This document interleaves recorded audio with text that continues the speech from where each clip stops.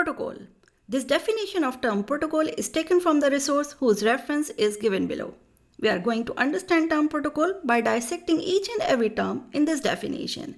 So let's begin. A protocol defines the format and the order of messages exchanged between two or more communicating entities. What they mean by format and order?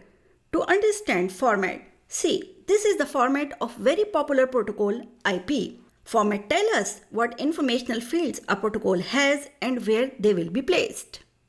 For example, see, source IP address and destination IP address are the fields of IP protocol. During the transmission, every router reads these fields. Next part is, a protocol defines the order of messages. To understand this, assume sender is sending multiple packets to receiver. During their journey, some packets can get delayed or lost. In that case, whether protocol will tolerate out of order delivery or not. We have both types of protocols that accept out of order delivery and protocols that do not accept out of order delivery. Now we are moving to the next part of definition, as well as the actions taken on transmission and a receipt of a message or other event. To understand actions taken, assume receiver receives some packets.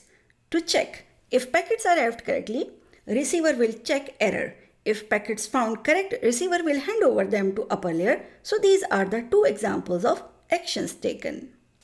Now receipt of a message. When a receiver receives a packet, it sends acknowledgement packet to sender. It is an example of receipt of a message. Example of other event is timeout event. For example, sender send a packet to receiver. Packet has lost on the way. Receiver has no way to know if sender sent it something, so it cannot send acknowledgement. In such a situation, how long sender will wait for acknowledgement? Actually, when a sender sends a packet, it starts a timer. If during that timer interval, acknowledgement doesn't arrive, sender resend the packet. I hope this explanation is being helpful to understand term protocol.